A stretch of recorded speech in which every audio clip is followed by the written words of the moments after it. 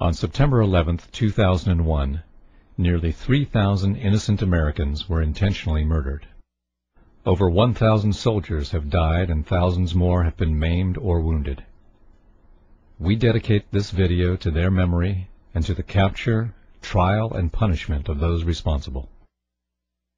Please join us in a prayer or moment of silence in tribute to them. In its final report, the 9/11 Commission ignored the following significant facts and questions that conflict with that report's conclusions. Why did a third skyscraper at the World Trade Center that was not hit inexplicably collapse? Building 7 at the World Trade Center was never hit by an airplane and had no significant fire.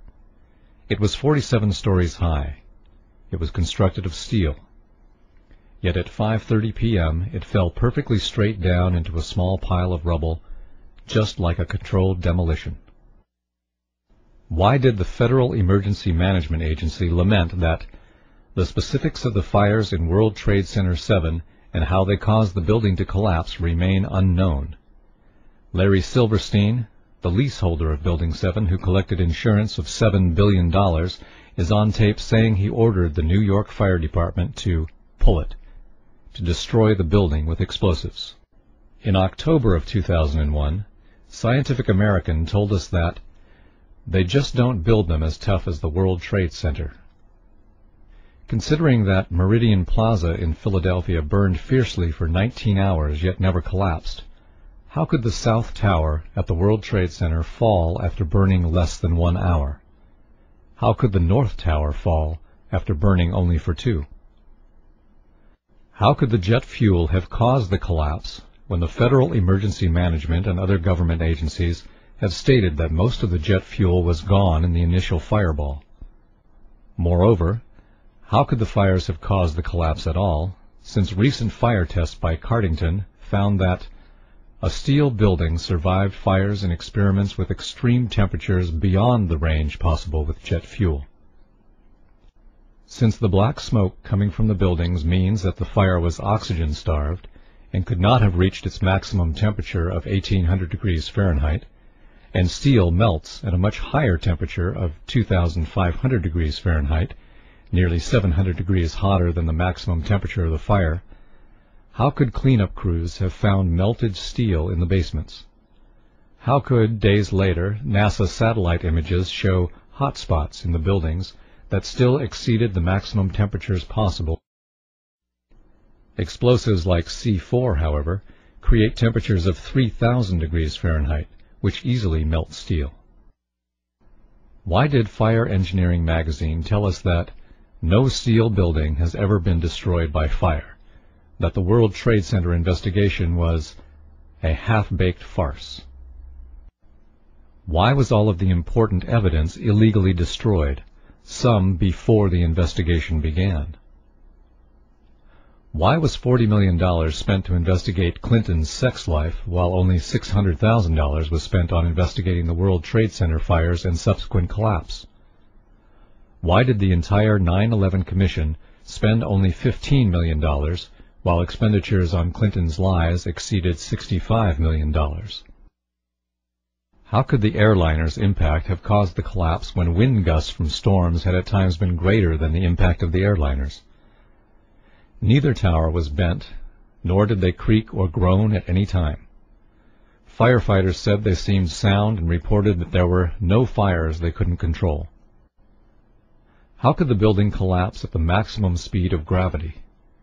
Each floor hit should have slowed the fall, just as if you drop a steel ball from the roof, it would fall faster without resistance. This couldn't have happened without explosives placed inside the structure. How could the concrete encased in a steel-framed pan with 2 layers of carpet over it, riveted inside columns of steel beams, welded together in a network with steel bands, be pulverized? How could steel beams and clouds of finely pulverized concrete come shooting out of the buildings at hundreds of miles an hour, traveling all the way to New Jersey? This is only possible with explosives. The buildings fell rapidly, according to the 9/11 Commission, because the bolts, rivets, and steel framework were weakened by the fire.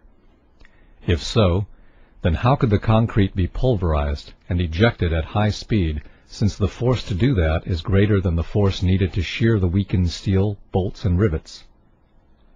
How could the twin towers fall straight down when the damage and resulting fires were only to one corner, two sides? Only the tops of the twin towers should have fallen, and they should have fallen over, not straight down. In fact, the top of one tower did fall over onto Building 4, so there was no building weight to crush the floors below. So what caused the collapse of those floors? How could a hijacker find and hit the Pentagon whose flight instructor said, "I'm still to this day amazed that he could have flown into the Pentagon. He could not fly at all"? How could a pilot this bad have the flight controllers comment, "The steep turn was so smooth, it's clear there was no fight for control going on"? The complex maneuver suggests the hijackers had better flying skills than many investigators first believed. Why did NORAD fail to stop the attackers 4 times on September 11, 2001? 3 times after they knew the planes were hijacked and intent on mass murder. How could this happen when NORAD had successfully intercepted off-course and suspected hijackings 67 times during the year prior to 9/11, according to the Associated Press on August 13, 2002? Why did Condoleezza Rice lie that the U.S. had no idea that terrorists would use hijacked airliners when Richard Cheney was commanding war games on 9/11, chasing phantom hijacked aircraft? Why were our Air Force planes diverted from intercepting the real hijacked airplanes? Isn't it too much of a coincidence that the 4 hijacked aircraft had only 20% of their seats filled, while all other transcontinental flights that day had 70 to 90% of their seats occupied? Why did the New York Times not publish the results of a Zogby poll, which showed that 66% of New Yorkers want the 9/11 investigation reopened? This poll also found that 49% thought that VIPs in the government knew ahead of time and let it happen. Thus, the final report does or will not answer many important questions and has many inaccuracies.